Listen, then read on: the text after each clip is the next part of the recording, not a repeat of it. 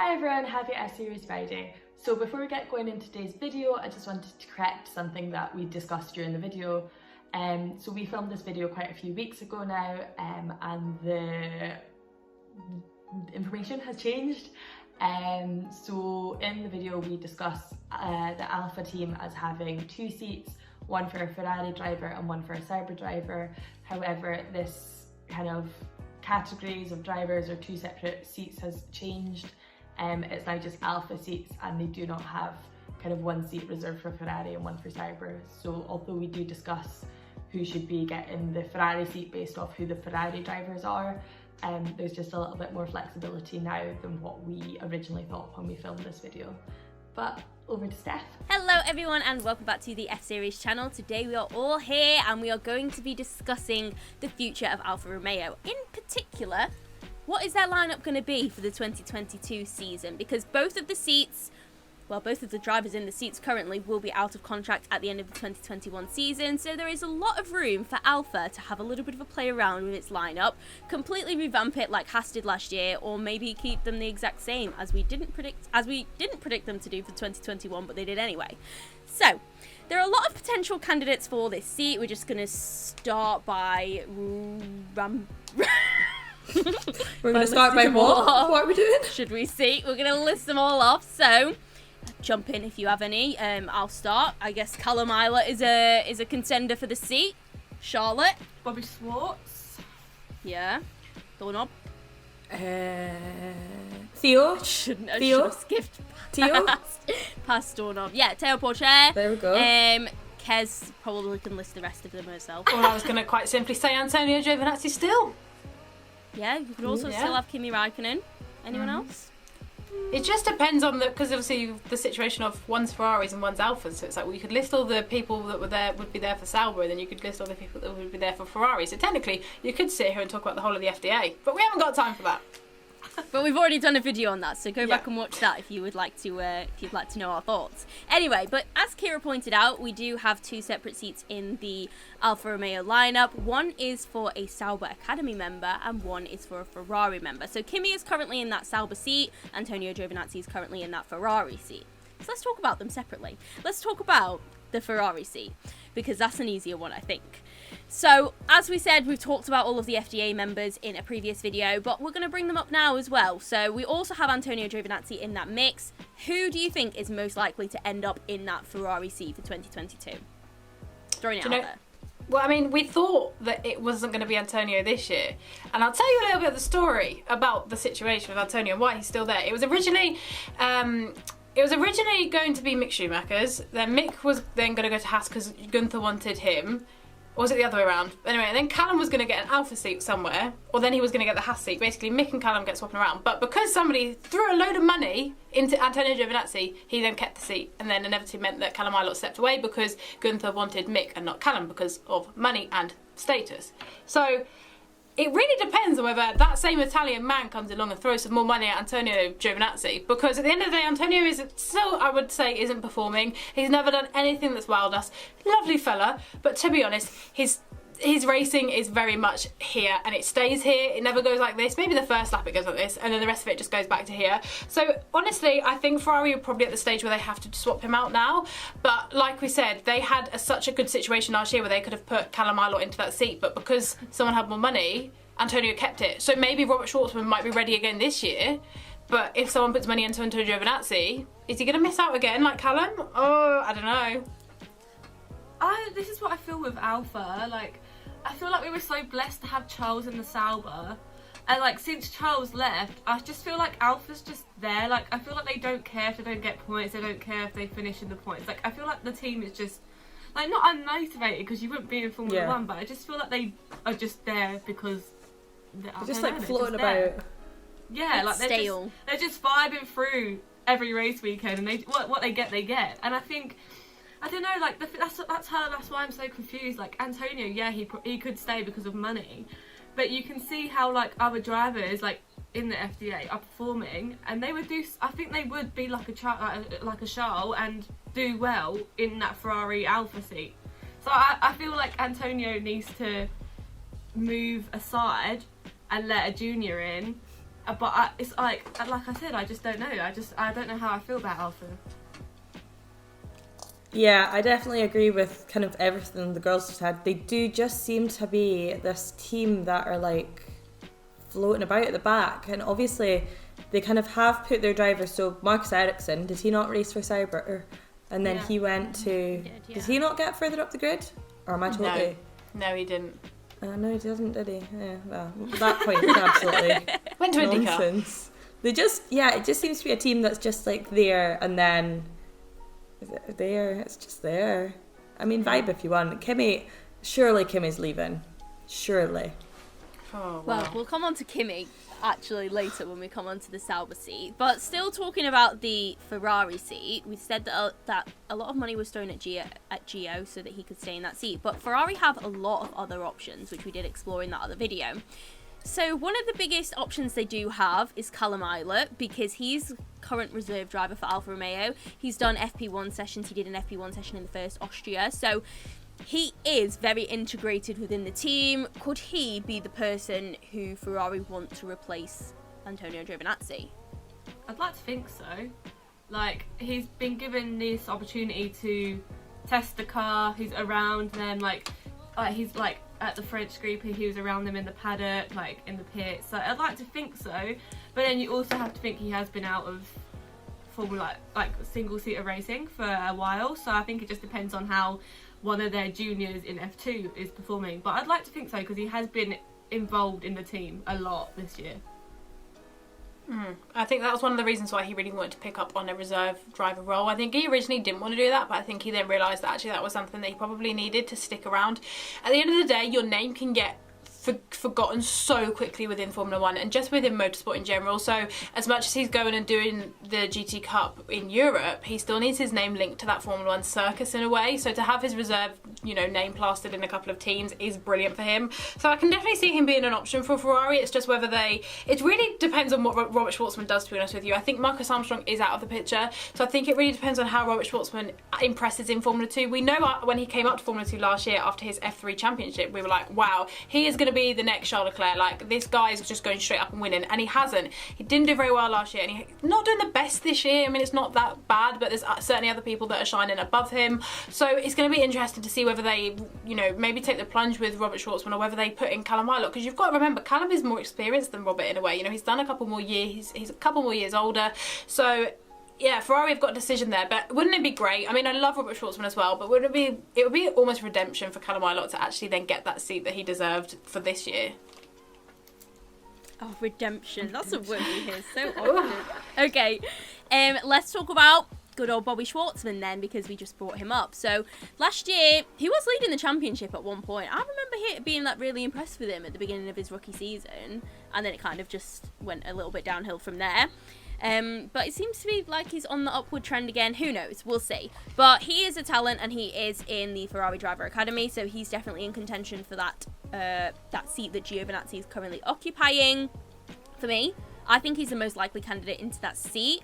What do you girls think? Yeah, I definitely think it's all on Bobby to, the seat is his if he performs, and I think he's the logical first choice, because if he does win F2, then it's such a seamless transition, and I think the pressure is on his shoulders to prove himself, and if it doesn't quite go right, then they'll look at Callum. But I do think that he can make it or break it. Callum isn't really Callum doesn't have as much opportunity to show potential, whereas Bobby has literally all these opportunity all season long to keep showing potential and show that he is ready to be put into that seat. So yeah, I that's what I think, but I think, Charlotte, you might disagree with me. No, I know. I think that's a really good point, because obviously Callum has been doing FP1s, but in FP1 anything can happen. There could be a crash and it goes red flag or yellow flag, and do you know what I mean? Bobby has the whole F2 season and there's 3 races a weekend. He has a lot of time to actually show, you know what, I'm going to take that seat because this is what I'm a good driver. So I agree with you on that, and I think it is all on his shoulders for that seat. Yeah, I agree. That's what I was going. That's a good point that Charlotte said there. It's all on his shoulders, and it's depending on how he performs this year as to whether Ferrari think that he can make the step up. But I think Rob's a very mature driver, and I've always said he's somebody that's very controlled within the car. He's not somebody that's too stupid within his car, so I feel like that's definitely an advantage for him. And we've seen Callum Ilott be pushed to the side before, so I wouldn't be surprised if Ferrari just keep him on the sidelines again, which is unfortunate. As I said, he's still keeping his name around the paddock, but when you've got somebody in contention for an F2 championship that is your competition, yeah, I don't know for Callum. So probably I would say Robert Schwartzman is the person they're going to be looking for to take Giovinazzi's seat over Callum Ilott, definitely. Right. Well, do you know what I'd love to say as well? I love that we've just christened him Bobby. Yeah, We're all just going around just being like Bobby Schwartz to this. Well, if he's like, I hate Bobby. He may. I know. We have no idea if that's his nickname. So. Sorry, maybe, I don't know, we'll see. Okay, right, let's move on, because I think we've talked a lot about the Ferrari seat, but let's talk about the Sauber seat. And she's dying.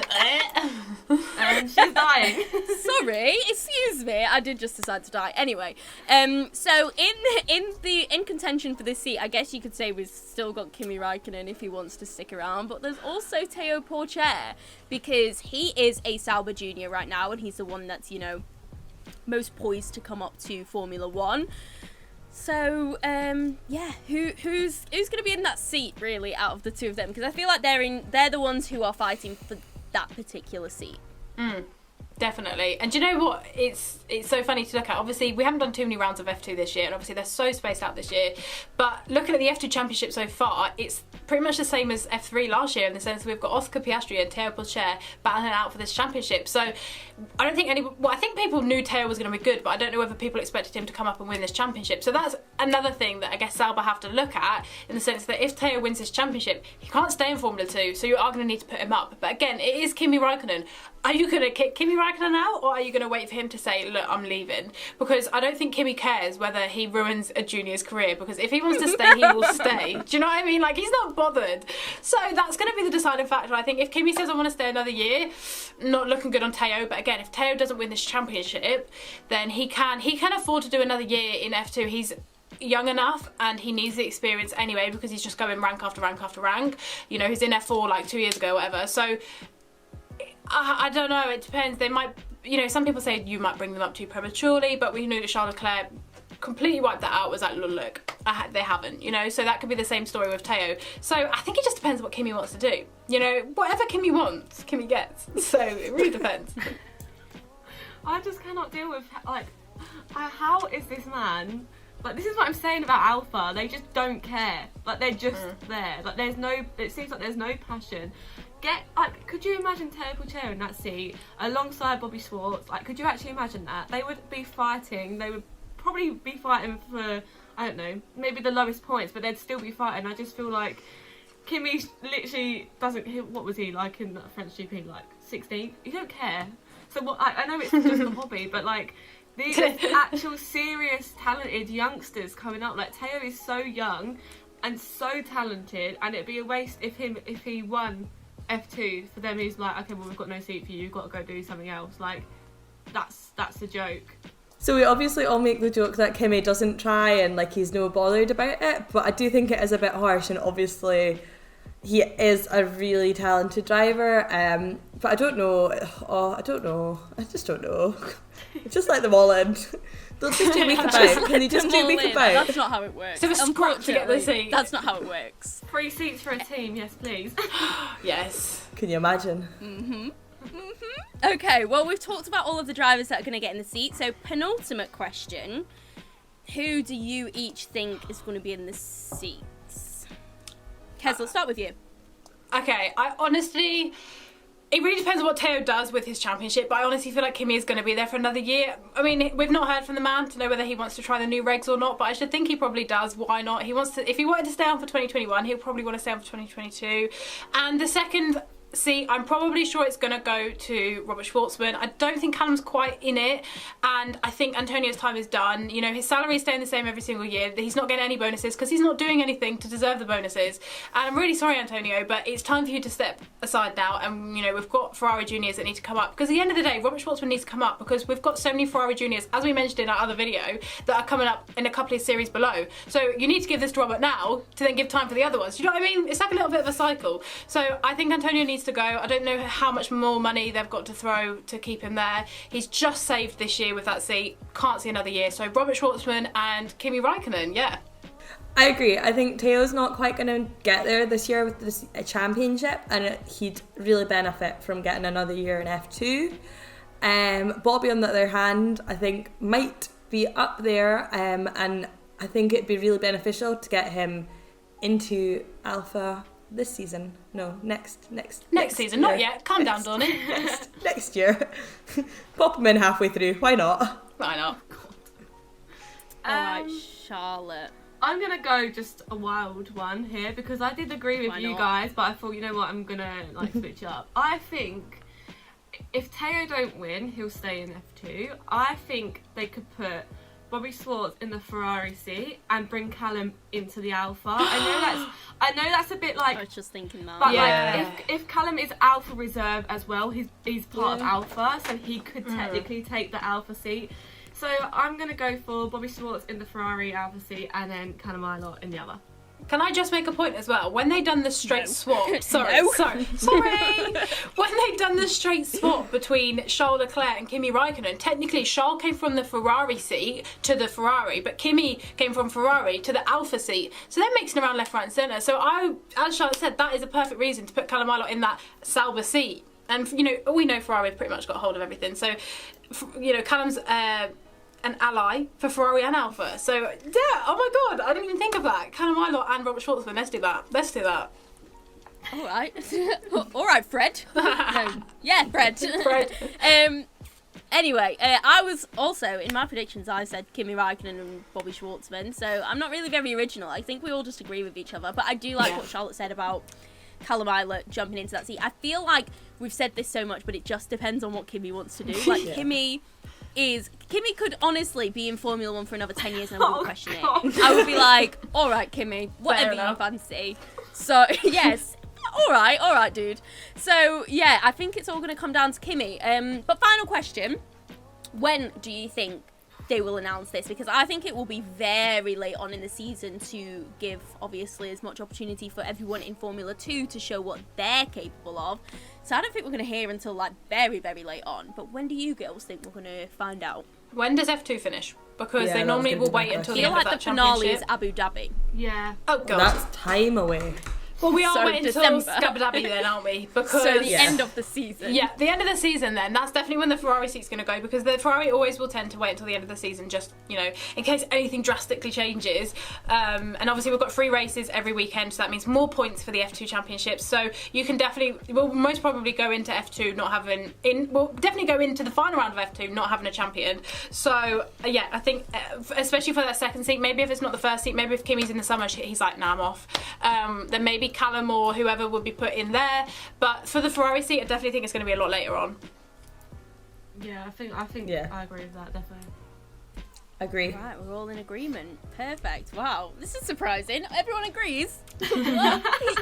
What? Anyway, let us know down in the comment if you agree or if you don't agree or have any more ideas as to what the lineup could be. Let us know in the comments down below. But we've come to the end of the video. Don't forget to give it a like if you enjoyed it, and don't forget to subscribe down below if you have not already. Please. Because we put out videos every single Friday, because it is what? F-Series Friday. So, yeah, I guess we'll see you next week, next Friday, for another F-Series Friday. Bye! Bye! Bye.